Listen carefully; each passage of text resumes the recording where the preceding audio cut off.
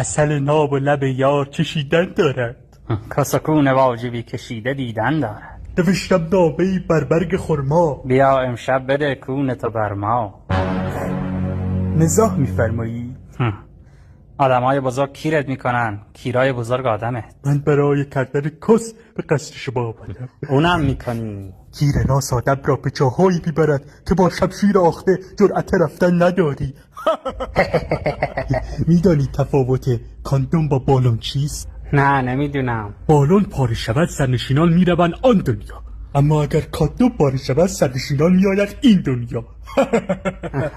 میدونستی اگه با سرعت نور دوره درخت به چرخی میتونی کون خودت بذاری؟ چرا بحث را همش به سمت کون بنده میبرید؟ تا با چک بچه نکنی بازی نمیشود به کون دادن راضی. کیر کشیدن بر میهمان روا نیست.